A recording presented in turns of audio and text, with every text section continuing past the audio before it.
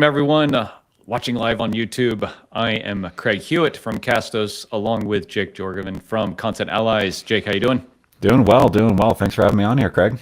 Awesome. Yeah, my pleasure. We are live on YouTube, if all of the technology is working right. And so for folks on YouTube, welcome. I'm going to refresh in the other tab just to make sure that everything is working as expected. And yeah, looking forward to diving in. Jake, I'm going to allow you I'm going to let you kind of introduce yourself here in just a bit and give folks a bit of background. But to kind of put context around the whole thing, we're going to be talking about lead gen for B2B podcasting. So a lot of kind of what we do at Castos is, geared towards creators and entertainment, things like that. But this is going to be all around B2B. So companies who want to use podcasting to create leads and new customers for them. So in that context, Jake, why don't you give kind of insights on kind of who you are, what you do, how you all help folks in podcasting, and we'll take it from there. Yeah, thanks for the intro, Craig. And yeah, so my name is Jake Jorgovan. I'm the founder of Content Allies and Listen Network. Content Allies, we are a B2B podcast production agency. We produce shows for Meta, Cisco, Gusto, Alibaba, Siemens, a ton of large enterprises, but we also do a ton. Those are all the fun big names, but we have a bunch of names that are not as wide known that are a ton of just kind of consultants, professional service firms, smaller tech companies that are in the B2B space. And that's a lot of the strategies I'm actually excited to talk about today, because those are a lot of the places where you can drive like real notable revenue and move the needle for companies. So that's kind of what we do at Content Allies, full service podcast production. And then Listen Network is our sister company, which is essentially a podcast ads promotion and growth agency. So really everything focused around kind of ads to grow podcasts across, LinkedIn, across display, across Meta products, a variety of these, and really have like best in class targeting and reporting. And our whole goal with that company is to just give the most data, the most reporting that we can on all these podcast ads, so you can see who's engaging with your podcast, what audiences are interested there, and can even do super in-depth LinkedIn targeting to target specific job titles, which is super huge in B2B and something that we've been really kind of pioneering the way. So yeah, cool. That's cool. A bit overview of us.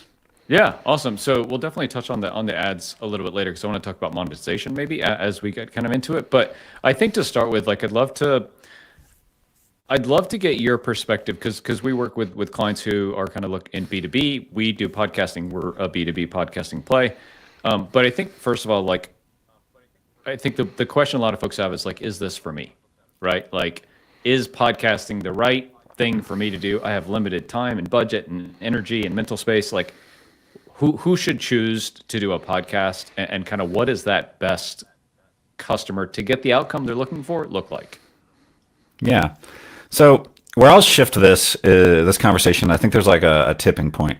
And I think, larger companies, like bigger enterprises, when like they're going toward like a brand awareness play, I think that's a very different conversation than most of who I want to talk about today, which is, I think, the ideal persona for B2B podcasting is like consulting firms, professional service firms, or like software companies that are kind of probably, smaller, Series A, Series B, in that basically like in that stage where marketing is still very tied to revenue.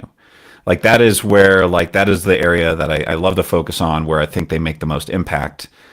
And so, yeah, like that persona there, and it is kind of like, yeah, that someone who is basically has a large deal sizes, and they're not looking for, where it doesn't work well would be, like a SaaS tool that's like $20 a month. Like that's kind of hard. Where it works well for B2B podcasting is when you need 5 deals a year, and each one of those deals is multiple, $100,000 plus or $50K plus, like they're notable deals. Because like the big, I guess, perception shift and like the myth to break is a lot of people that when they think about B2B podcasting, everyone just immediately, it's like the objection that someone hasn't come into this is like, oh, but like, how are we going to get an audience? Like, who's going to follow? And that's where like everyone's head goes in podcasting immediately. And the big kind of mindset shift for people to make with podcasting in B2B is that the audience is like a secondary benefit. Like the real goal, and like some of the strategies I'll talk about today, is to create a show that lets you go out and interview people in your target market, your target customers, your target partners, your target just kind of like other like influencers in the industry. And it's all about just kind of networking through content. And the whole kind of metaphor I put is like, if you ever, say weekly you did a show, or even every other week, most of our shows do, like B2B kind of just stably do every other week. It's like if you had 24 lunch dates or coffee dates with, people in your target industry, would you get some business, get some referrals, probably get some opportunities out of that? And most people are like, yeah. And that's what kind of B2B podcasting is. This is a chance for you to just build relationships with people. I totally hear you. I kind of largely think the same thing. Do you think it's unfortunate, maybe that's not the right term, to say like, hey, the goal of this isn't to create, and maybe I'll over exaggerate here, useful content for our audience, but it's for me to get a chance to talk to Bob? Because if I invite Bob on the podcast, that's a better excuse for us to have an hour-long conversation than, hey, Bob, I want to sell you this thing, or I want to get to know you, like without a real agenda. Like, is it disingenuous? So what I would say is that like the interesting thing is that like by doing this, you will actually build a following. Like, and this is the interesting, especially when like you do these in these small niches, is that like at the beginning it can kind of feel that way, but it's like, once you have a show that's in some small tight niche and you're getting like 300 to 500 downloads an episode, like you're the biggest show in that niche. Like a bunch of our clients are the number one podcast in their small little like niche of the internet and like of their industry. And they go to conferences, everyone knows who they are. Somewhere around like 20 to 30 episodes, people want to be on the show. And so it's this interesting thing where it can kind of like, if you just look at it in that lens, it can feel disingenuous, but like you genuinely do build a following and a platform. The thing is, it typically takes like a year of commitment to start to see that. So like, it's kind of like, it's the longer term play. But it's like the relationships are the short-term play, and the long-term play is the relationships and the platform and the content you build. Yeah, got it. So we're talking about what I think you and I would probably call like ABM, account-based marketing kind of analogy, where like, hey, I have my dream 100 list. I'm going to go out and I'm going to reach out to those 25 or 6 or whatever it is a year and have conversations with them. That's one model. What else do you see working well for kind of companies wanting to use podcasting as lead gen? Yeah, so one aspect is like that whole just like, networking with cold prospects. That's one thing we've seen. Another thing that we consistently see, this I probably see more in like the tech world. So a lot of tech companies we work with, it's like really big, like, software products or like some large enterprise tech system. And they're looking at, 12 to 18 month sales cycles. And so like, it's like, okay, cool. You're going to use our API. Like that's going to need to get into your development roadmap. It's going to need to be budgeted typically for the next calendar year. It's just like super long sales cycle. So what we've seen a few of these companies do is actually utilize podcasts to essentially interview some of their customers for case studies, and then also mix that in with essentially people that are in the sales pipeline. And so these are people that are essentially like, a lot of times, most of these tech companies, it's like, hey, we've got our target like 300 to 400 accounts that are like the prime fit because we're some tech play for market. Every one of these deals is like massive and it's going to be really long. And so it's just like, hey, at some point we're going to have some conversations, and then like it's going to end up in some stage where it's like, okay, cool, next year. And when that happens, sales, they end up in sales purgatory. But it's also just realistic because it's a huge endeavor. So they often at that stage will use a podcast as a way to just kind of continue a relationship. And it's just kind of like nurture it. So they'll like interview some of the people there, and I can kind of go more into like the show branding names and like how that works. Yeah. But like, it's just a chance to interview them, and then you interview them, and then you get approvals, and then you publish it, and then you're going to drip out content over the next several months. And so through that whole sales purgatory, while they're waiting for next year's budget, they've now got touch points over, a 3 to 5 month window as they just kind of drip out those new posts and just kind of stay more engaged and like add value to the company, co-promote them, stuff like that. So that's another big tactic we see on people that have those really big sales cycles. Yeah, that's interesting. But that's pretty far from like what we do. We're more than $19 a month SaaS. So Yeah. that's not our model, but I totally get it.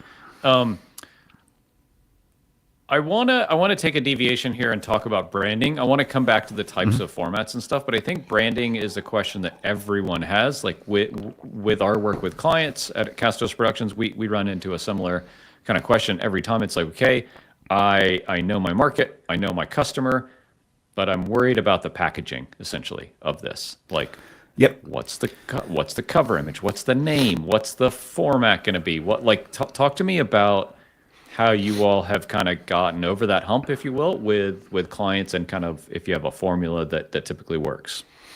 Yeah. So the format that I really like, I mean, there's some of the bigger shows where they kind of start going into thought leadership. I think when you go into thought leadership, that's where everybody initially thinks is they're like, if I want to make a show about like what we do and what we're awesome and like our like expertise.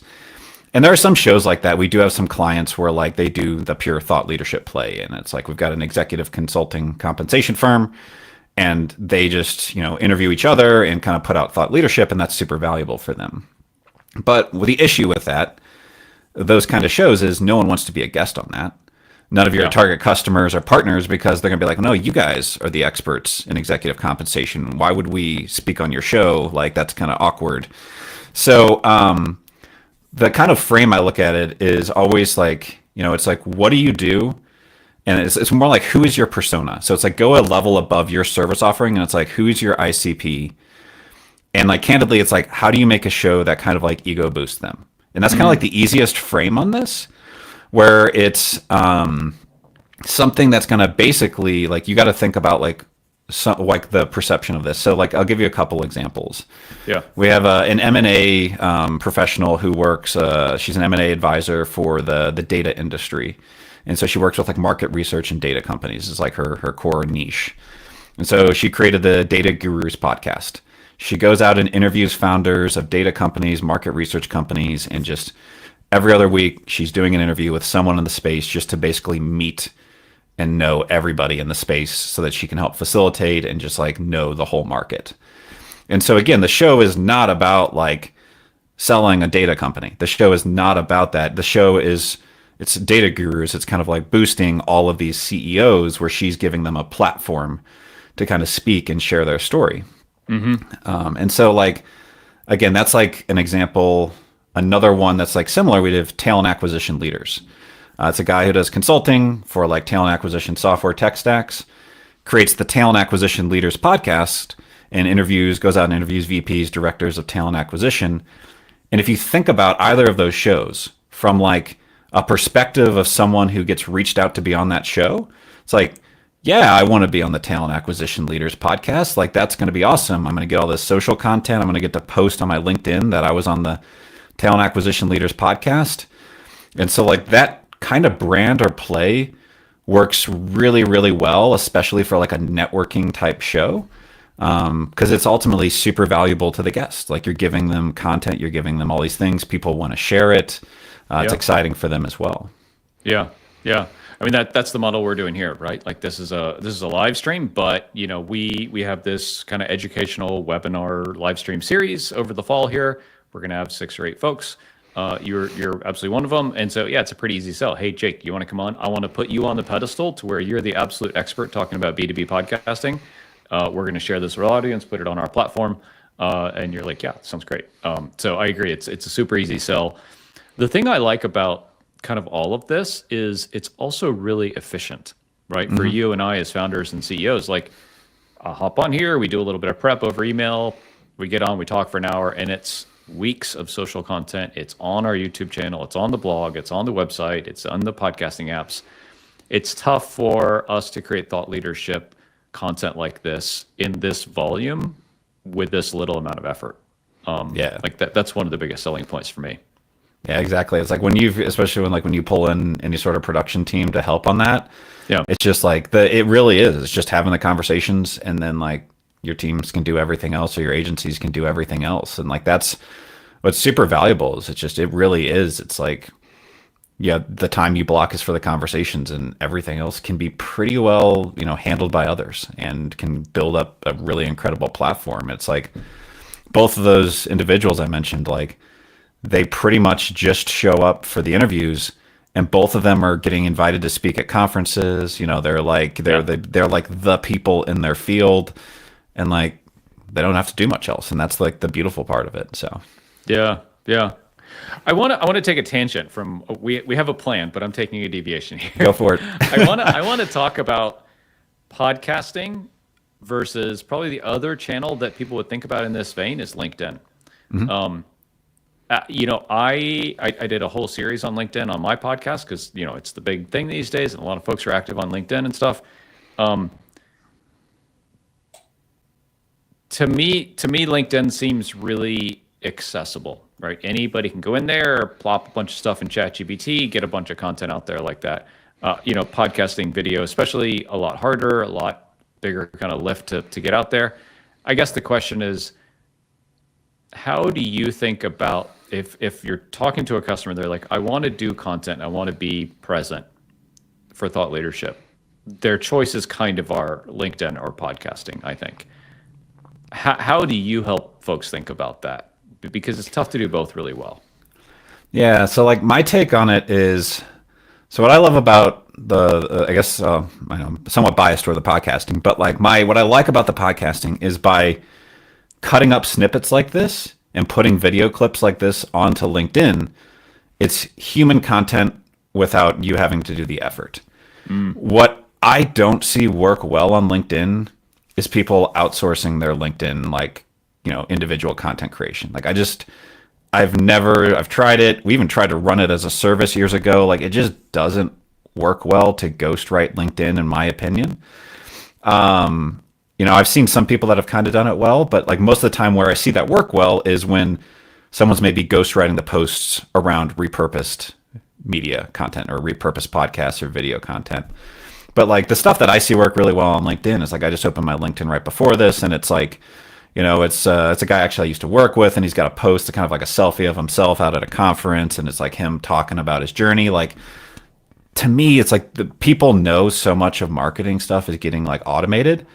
Yeah. That it's like they want either a clearly, obviously human written post or like a human video clip. I feel like it's your next best thing that you can outsource. So it's like if you don't want to actually put that effort into creating your own LinkedIn posts, then I think recording content and having someone repurpose that into LinkedIn is like your next closest bet to human content on the platform, I guess be how I think about it. Yeah. Yeah.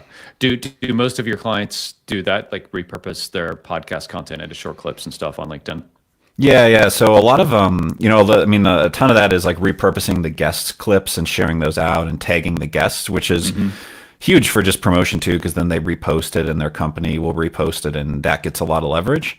But a lot of times, even when we do these kind of like shows that are always putting the guests on a pedestal, typically every once in a while, they'll do like a solo episode, or they'll have someone interview them and just create an episode of thought leadership content. And then they can kind of mix that into where it's a bunch of them actually speaking and them putting out content and ideas as well. So that's kind of a consistent kind of a approach that they'll do with it as well. So, yeah, got it. I want to talk about interviewing customers, because this is something that we've done a bit of at Castos, and it was really interesting. I feel like we missed the mark a little bit though. So like, tell me, because it was interesting content for me. It didn't really get a lot of traction publicly. Like the customers liked it. They they're up on the pedestal. Hey, as on the Castos podcast. But I feel like we just missed it a little bit. Like, how do you see this work well, both for the companies and for the customers? Yeah, so what I've typically seen with this, where it's worked really well, the ones that I think of is I don't feel like these episodes, like a customer interview, ever gets the same level of like maybe performance or engagement as something else, especially if you're doing it kind of more like case study story wise of like the journey. But the thing that I look at is like the sales enablement asset of that. Like the ability to just be like, oh, hey, like we had one that was like a dev agency, and they did this really complicated build with this like international music app and like all of these challenges of like serving up media in various countries of Africa where they have super old phones and stuff like this. And it was just like this crazy detailed case study. And, it's not their most popular episode, but like years later, whenever they have a customer, they're like, hey, like, listen to this. This is 40 minutes of us and our customer just talking about how we worked together. Yeah. And like, if you have someone who's like, like if you think about like a dev agency looking to, someone's evaluating a dev agency, if you've got like a chance to listen to them, have a 40-minute conversations before you go and make a massive time and money commitment to partner with this company, it's like that is probably something you would listen to. And so even though it might not get a high volume, it's like 5 people listening to that over the course of the next 3 years after they created that, because they're still using it. It's like that could, right. That could have led to a deal converting or not in that kind of sense. So yeah. Do you all do this? Do you like talk to customers and use it as sales enablement content? We've done a lot more on the video testimonials. I've kind of typically erred toward that. We haven't necessarily done them as full on episodes in those senses, although it probably wouldn't be a bad idea. We've typically just kind of erred toward the video testimonials and then cutting those down into like the 2 to 5 minute segments. But I think there's definitely cases, especially like where it's like a bigger deal, where like it can definitely make sense to do those longer formats as well. So yeah. We're the cobbler has no shoes kind of thing too, right? Yeah. The son has no shoes. We have a lot of conversations with the customers. We don't record many of them, unfortunately, and we should do a better job because you go on some of these, I'll say like YouTube channels, but podcasts too, and like there's customer testimonials everywhere, and you're like, wow, that's super compelling for me as like a potential customer to see, just like you're saying, other people who have had experience with this thing and the outcome that they got. Like it's really all you're looking for in sales, right? It's like, is it going to work, and is it going to work for me? Mm-hmm. And so instead of relying on the company or the salesperson who you may or may not trust, like hearing it from the customer, pretty compelling. Probably would be really good ad content too. Yeah, definitely agreed. So it's huge. Yeah. I was talking to a customer the other day about how we want to kind of create mostly evergreen content, but every once in a while we want to create like really timely stuff, right? Around typically like current events in a space. So for us, it would be WordPress right now, like WordPress having a bunch of drama right now. Creating content around that would be really hot because a lot of folks can't get enough of it. What do you like to see as far as a mix between, what would it call, evergreen, like timeless, like this episode will be relevant today and in 3 years and in 5 years or whatever, or this is important for the next less than a month? Yeah. What I would say is most of our B2B shows focus on just the evergreen. Yep. I'd say like 85% of them kind of stick there. Every once in a while, they might do something topical, but like what we find is most of these SMB shows, these like kind of tech companies or, consultants or professional service firms, it's just like they're kind of in a space where it's just like, hey, like I want to do this podcast, but like I don't have a ton of time and resources to commit to it. And so like trying to just think about that, like our whole goal is just like, hey, because we do all the guest outreach as well, and we're just like, hey, we want to fill up your calendar, we want to build a backlog. Like a lot of our customers have like 6-month backlogs on content. Wow, and like amazing. That's just like, it's a win for everybody because they're just like, they're never rushed. If they need to reschedule, it's not a big deal. Like most of our customers don't, and we don't like to just be in a spot where we're like coming up against like, oh, we need something this week, right. Because it's more stressful for everybody. So I'd say most of them do that. We have a few though, like that are news shows. And those, honestly, those are actually some of our highest performing shows, but they are a lot of work and a lot of lift for the company. So we've got this commercial real estate analytics company. They've got one of the top commercial real estate podcasts now, and it's growing organically. And it's every 2 weeks they do this news format. But it's like, they got to produce it Monday, release it Thursday. Like it is rapid turnaround. It is like a team member like heavily dedicated from their side. We've got team members that are just like ready to pounce on it on Monday. We got to deliver things Tuesday. So it's like the evergreen thing. And candidly, in like so much of B2B, like so many other customers end up having like regulations or compliance stuff that they have to check. Sure. So it's like, it becomes hard to do those. So like I'd say most B2B goes evergreen, but if you can do the news format, it works really, really well, especially if you've got an industry interested in it, but it's a heavy lift. So Yeah, yeah. And I guess related to what we're doing now, like how do you see like live streaming and live podcasting play into that? Like, y'all as like a production agency may not do a lot of it other than something like this where you go live and then you produce it afterwards. Is that a big part of what your customers are doing? we've seen some people kind of dabble in it, but a lot of them just didn't really see enough to kind of keep it going. And so we definitely dabbled with it some, and then we were just kind of looking at the results, and we were like, I mean, this is roughly the same metrics as if we were to post this after the fact. Yeah. It's kind of what we were seeing in a lot of the cases. So a lot of them aren't really engaging it, but I do think what we're starting to see is like these lines blurred between just like YouTube and a content series and podcasting. It's kind of just like, for a long time, everyone was like, podcasting, I need to be on like Apple and Spotify. Now it's just like, actually, I just need a content series, and a podcast is one of the outlets of that. But a lot of times people are almost going like video first, YouTube first, podcast secondary. So we're definitely seeing the lines kind of blur between just content series is probably the better word, but everyone still seems to say podcast. So yeah. Right, right.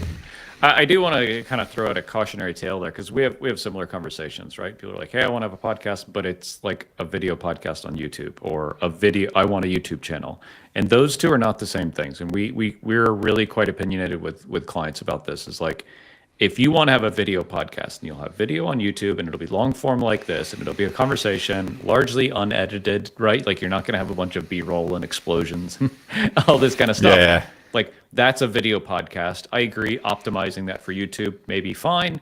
The podcast, the audio podcast for Apple and Spotify may be secondary, or vice versa. Kind of doesn't matter. Not so different. But what is really different is for you to say, I want 100,000 subscriber YouTube channel. Yeah. Yeah. And we'll throw the podcast, in with that too. But really, I'm optimizing to make a YouTube channel because it's just different. Right? You and I will talk for 45 minutes today. And this will do terribly on our YouTube channel. Yeah, exactly. Because it will do terrible. What goes really well are 8 to 15 minutes that are highly produced, really engaging, fast-paced, a bunch of stuff going on the video. And so I would just encourage folks, if they're like, I want my content to be on YouTube, you got to think about what that means and what medium is the real primary goal. You can have a secondary or tertiary, of like audio or video, and social and stuff like that. But like you should optimize for one first, or you're just going to miss across all of them. yeah, that's kind of, we had a conversation with a customer yesterday that was like, oh, do you guys like SEO optimize all of the podcast episodes on YouTube for search? And I was just candidly, I was like, honestly, like we've dabbled with it, but it doesn't work because like what YouTube wants to do, and like you always have to think of like search and like user behavior, and like someone goes and they search something about like, commercial real estate trends or something like that. They don't want a full length video. Like they're not going to rank that. They want to give the user the best result, which is going to be that short, like you said, like 5 to 8 minute video that jam packs a bunch of stuff, really action packed, that's there. And so, like the format to really grow on YouTube would be to take something like this and edit this down into like a short thing that answers a search query. It's like YouTube is an S search engine. And so it's like the video has to be the whole goal of winning SEO. Like we're huge SEO nerds here. The whole goal of winning SEO is like you have to create the best answer to the query of what that user is looking for. And that is like the thing that I think a lot of people miss is they're like, add the words, just create this video. It's like, no, like whatever that query is, your video needs to be the best, most engaging, fastest paced answer to that. And that's how you like win that game. Yeah. Yeah. Kind of taking a step back to like positioning and formatting. Are most of the shows that you work with interview shows? It sounds like the host is kind of the leader, and then maybe like a round table or a panel or something like that, or just a straight up guest interview show. Yeah, I would say 95% of what we're mostly doing is interview-based shows. We've done some narrative, and we still have some narratives. And by narrative, I mean more that like, that NPR serial style type of stuff of This American Life. what I typically say to most companies is it's not worth the extra, because it's a notable investment difference in terms of time and money to create a narrative show.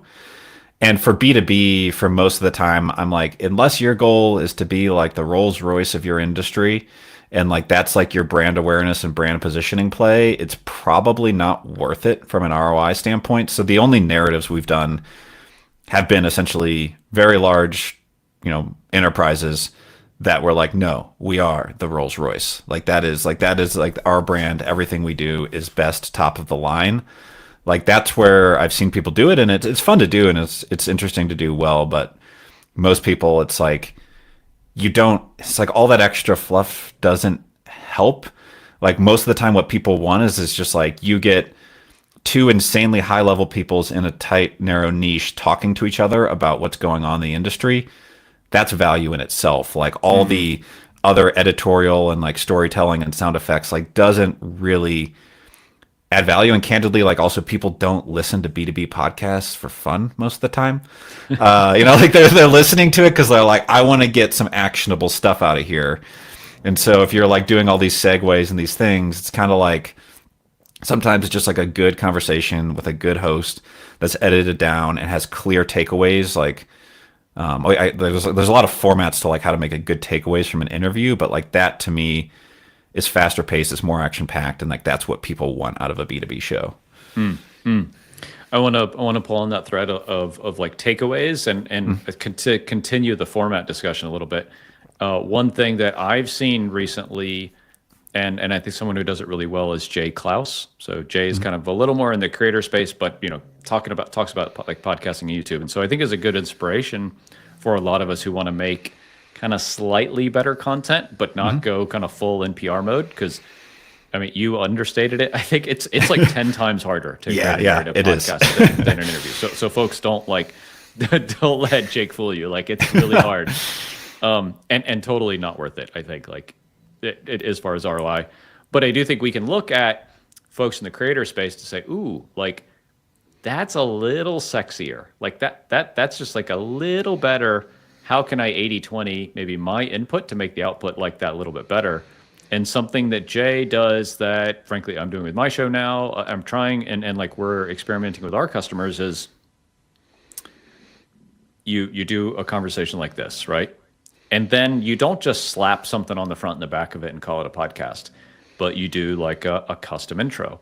You may even have an intro audio version and an intro video version. You might take a cold opening, like a snippet from the middle of the episode, and put it all the way at the beginning. And then on the back end, you may have like a recap or a CTA or something like that at the end. I'm generalizing here, but I'd love to, that's my experience. I'd love to hear, like, as you're working with clients to like create that slightly better show that makes an impact, like what kinds of things are you coaching them to say, like, okay, you're going to have the interview, and that's the meat and potatoes, right? But like, we got to have like the caviar like at the beginning too, right? Yeah, all the tactics you just mentioned are phenomenal. A lot of the customers, again, don't want to do custom intros because they're all busy CEOs or something. Okay. So we will do that, slap on like a 15-second like aha moment at the front, where it's just like some tag, and then it rolls into the intro and then into the episode. Like that's kind of the low work side for the host. Some of the hosts do custom intros, and I think they're like, when you do a custom intro, I always say, like, I want you to just sell the episode to the guest. I want you to like tell them why they should listen, like why this is going to be valuable. But another hack away from that, one of our best performing shows as well. The company actually got bought. They took the show all the way and they went through an exit. But the host was a guy. His name was Peter Murphy Lewis, and they had the show called LTC Heroes. And so again, another ego boosting name. And it was long-term care facilities. And he would open up every episode and he'd be like, all right, thanks for hopping on here today, Craig.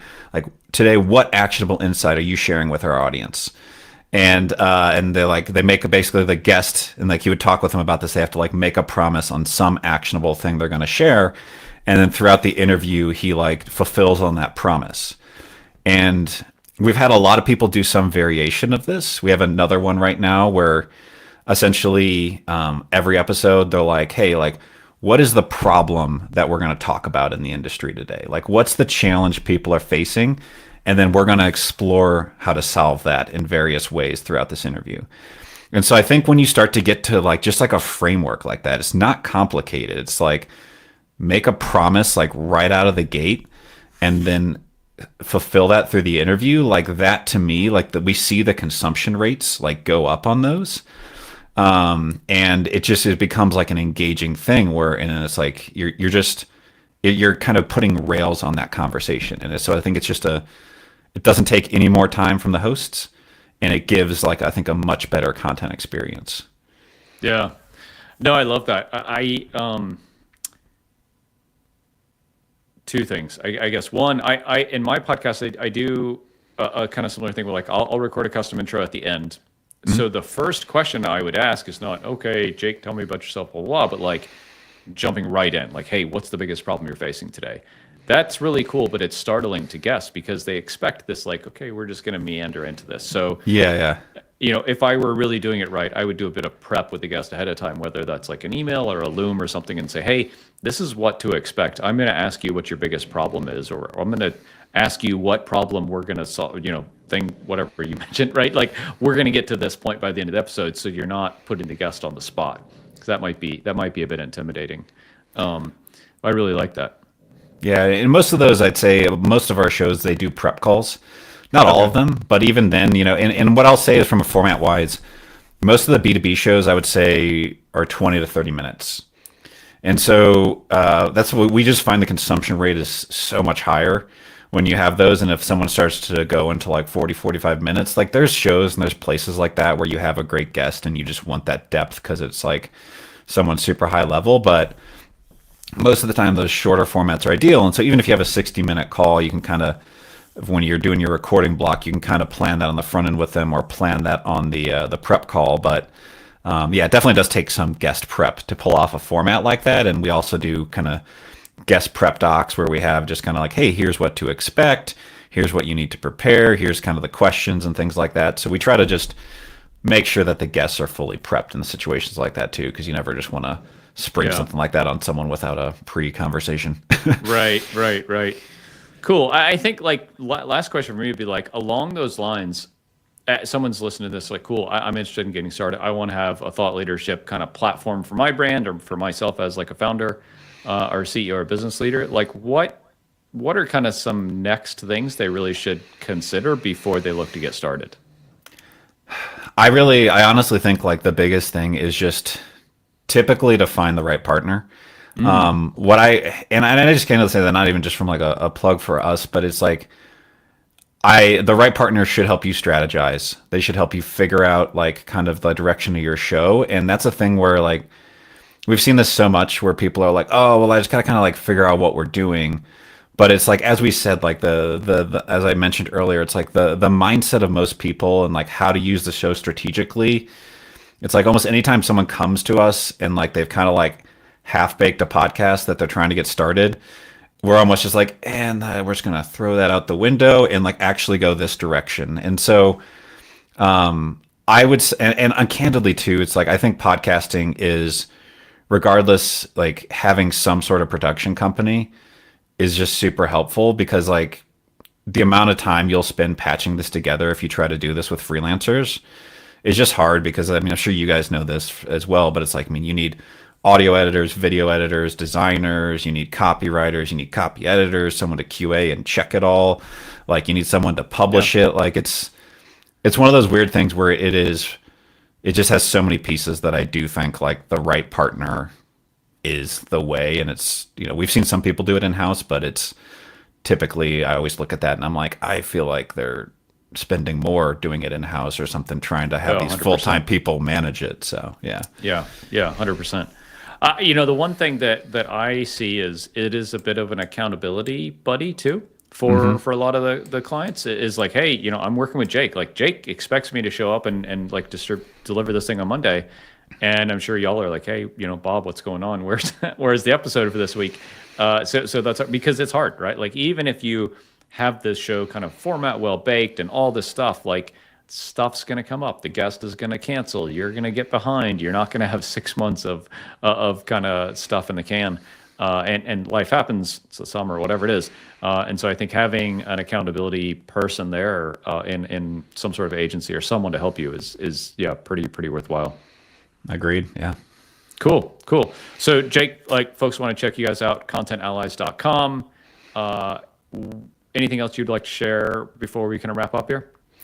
No, I mean, I think, Content Allies is, the biggest kind of core of what we're doing here and everything. And then I mentioned at the beginning, we've also got Listen Network, which is our ads company as well. So listennetwork.co is the other company for people who want to kind of really grow their podcast with ads and paid growth as well. So. Okay. Awesome, Jake. Thanks so much. We'll include links in the description below to all of those things and a way for y'all to get in touch with Jake to check out more of what he's got going on. Yeah. All right. Bye, everyone. Thanks for having me on here, Craig. Yep.